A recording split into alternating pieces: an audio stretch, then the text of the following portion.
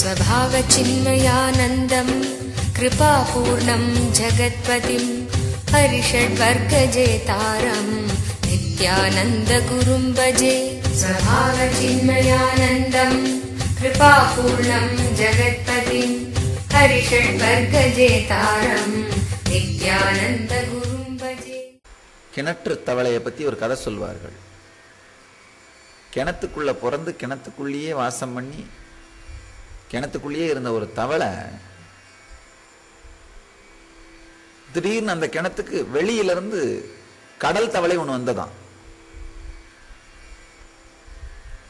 இந்த கடல் தவளை வெளியிலிருந்து அந்த தவளையை பார்த்து இந்த கிணத்து தவளை கேட்டுச்சான், நீ எங்க இருந்து வரேன்னு.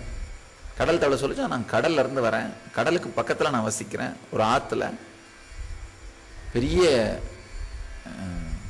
இடம், அங்க இருந்து வரேன்னு சொல்லிச்சான். கிணத்து தவளைக்கு ஆத்திரம் தாங்கல. உனக்கு என்ன தைரியம் இருந்தா உன் கடலை கிணறை விட பெருசுன்னு சொல்லுவேன், உன் கடலை நான் எவ்வளவு பெருசா அப்படின்னு கிணறு தவளை வலது பக்கத்துல இருந்து இடது பக்கம் வரைக்கும் குதிச்சான். உடனே கடல் தவளை சொல்லிச்சான், இல்லை இதை விட பெருசுதான் அப்படின்னு. கிணத்து தவளைக்கு தாங்கல. என்ன தைரியம் உனக்கு? இடது பக்கத்துல இருந்து குறுக்கால குதிச்சுதான், இதை விட அவங்க கடல் ஜாஸ்தி அப்படின்னு. கடல் தவளை சொல்லிச்சான், ஆமா அப்படின்னு.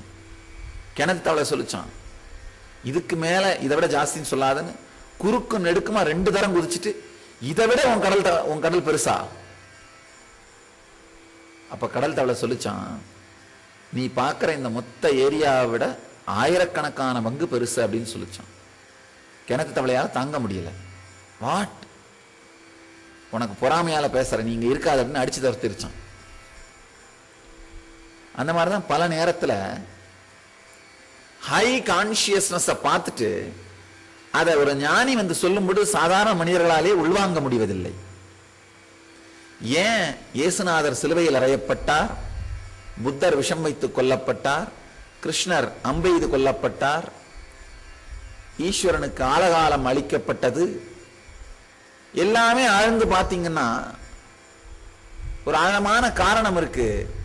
சாதாரண மனிதர்களால் ஞானிகள் பாடும் இசையை தாங்கிக் கொள்ள முடிவதில்லை. அவர்களதான் பக்தர்கள்னு சொல்றோம். வெறும் எதிர்ப்பை வெளிக்காட்டும் போலி மனிதர்கள். அவங்கள தாண்டி உலகம் வேற ஒண்ணும் இல்லை. அவங்க பார்த்ததை தவிர உலகம்னு வேற ஒண்ணும் இருக்குன்னே அவங்களுக்கு தோன்றதில்லை. அவ்வளவுதான் மொத்தமுமே. அதை தாண்டின விரிவு ஏற்படுவதில்லை. அதாவது ஒரு ஞான குரு உங்க வாழ்க்கையில் நுழையும் போது பெரிய ஒரு ஞான அனுபவம் உங்களுக்கு ஏற்பட வாய்ப்பு இருக்கு. இன்ஸ்பிரேஷன். பட்டினத்தார் மாதிரி பட்டினத்தார் வாழ்க்கையில ஒரே ஒரு நிகழ்ச்சி தான், அப்படியே அது இன்ஸ்பிரேஷனா மலர்ந்துருச்சு. அதுக்கும் வாய்ப்பு இருக்கு. இல்ல அறிந்து கொள்ள முடியாத உள்வாங்காத மூடர்களா இருந்தா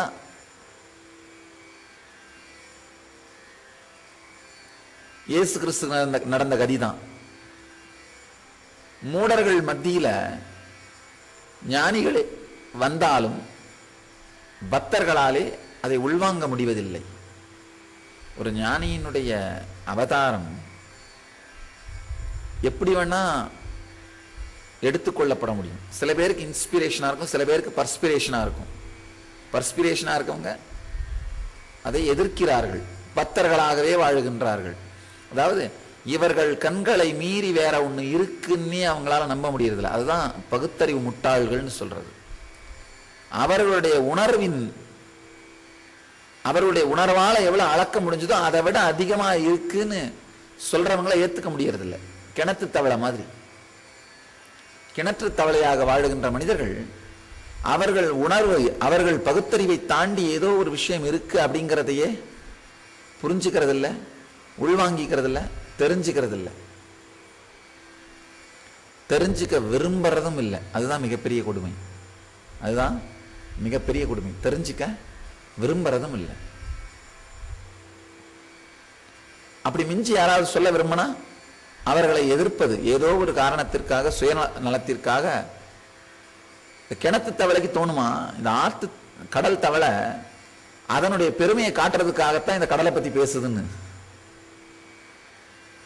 புரியாத கிணத்து தவளை மாதிரி வாழ்க்கையை வீணாக்குகின்ற மனிதர்கள்.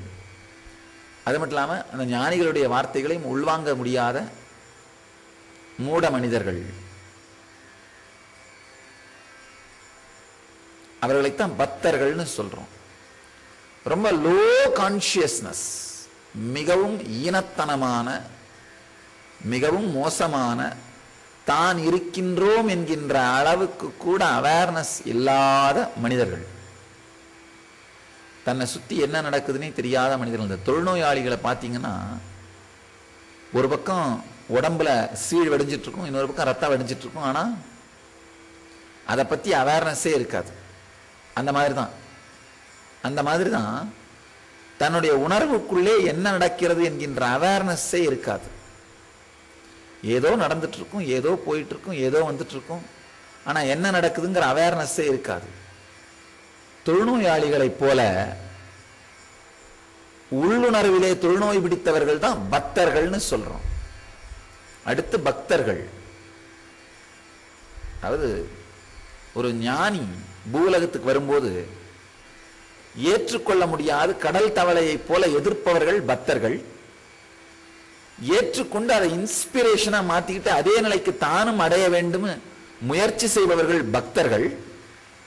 அதெல்லாம் இல்லாம நேரடியா அந்த நிலையை பிடித்துக் கொள்பவர்கள், பார்த்த மாத்திரத்திலேயே அவர் உணர்வை உள்வாங்கிக் கொள்பவர்கள், அவர்களை முக்தர்கள்னு சொல்றோம். அவ்வளவுதான். 3 வார்த்தையுமே சாரம் இவ்வளவுதான். சில நேரத்தில் யாராவது ஒருத்தர் உட்காந்து மாவரைக்கிறத வீட்டில் பார்த்தீங்கன்னா அதுக்கப்புறம் நீங்க அதை கத்துக்க வேண்டியிருக்காது, பார்த்த உடனே நீங்களே செய்ய ஆரம்பிச்சிருவீங்க. ஆனா சில நேரத்தில் அதையே பார்த்தாலும் கூட எத்தனை தான் திரும்ப திரும்ப பார்த்தாலும் நம்மளால பண்ண முடியாது.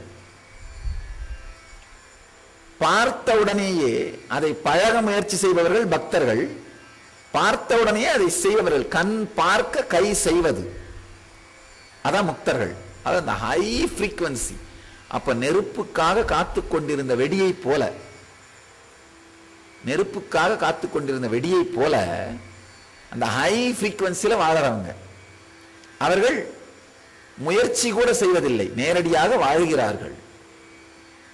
கண் பார்க்க கை செய்யுதல், அது அந்த ஃப்ரீக்வன்சியோட நிலை. எந்த ஃப்ரீக்வன்சியில வாழறோம் அப்படிங்கிறத வச்சுதான் பக்தர்களா முக்தர்களான்னு சொல்றது.